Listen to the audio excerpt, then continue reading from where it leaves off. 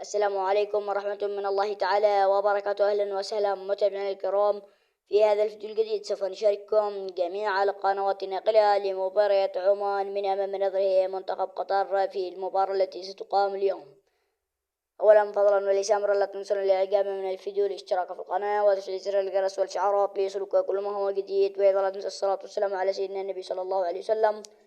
ولين يبنى ذلك نكمل لكم بقية التفاصيل. أولا، أما عن القناة فهي على قمر نايل سات، أما عن الزاوية 7 غرب، أما عن التردد 11919، الاستقطاب بأفقي الترميز 27500، التصحيح 3.4، التشفير غير مشفرة. أما عن اللغة فهي اللغة العربية. وأما عن القناة الثانية فهي قناة SSC السعودية HD، وهذه القناة على قمر بدر، الزاوية 26 شرقا، التردد 12418، الاستقطاب أفقي الترميز 27500، التصحيح 3.4.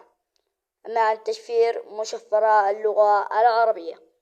وأما عن القناة الثالثة وهي قناة SSC السعودية، والتفاصيل قد شرحناها لكم في القناة الأولى، والمعلق على هذه القناة هو قناة فهد عريشي. أما عن القناة الرابعة وهي قناة عمان الرياضية، المعلق عليها محمد الريمي، وهذه القناة توجد على قمر نايل سات، الزاوية 7 غرب، التردد 12127، الاستقطاب عمودي في، الترميز 27500، التصحيح 3.4، التشفير غير مشفرة.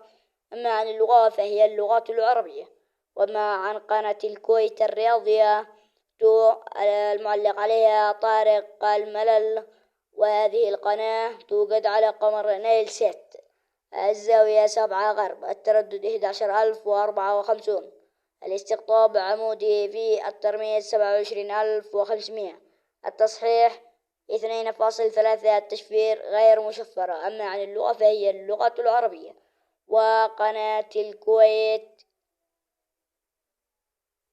وهي توجد على قمر نايل سات، الزاوية 8 غرب، التردد 11054، الاستقطاب عمودي في، الترميز 27500، التصحيح 2.3، التشفير غير مشفرة. أما عن اللغة فهي اللغة العربية. المعلق على هذه القناة هو أحمد المعماري. أما عن قناة دبي الرياضية المعلق عليها عبد الله السعدي. وقناة الشارقة الرياضية المعلق عليها موسى عيدي. وأما عن قناة الرابعة غن المعلق عليها إدريس زيتوني. أما عن قناة الرابعة هي المعلق عليها حسام الوائلي. أما عن القناة الأخيرة وهي قناة الشارقة الرياضية المعلق عليها الحميد القسمي. وإلى هنا سوف نكون قد أكملنا لكم هذه القنوات. نرجو من الجميع دعم الفيديو بالضغط على زر الإعجاب والاشتراك، والسلام عليكم ورحمة من الله تعالى.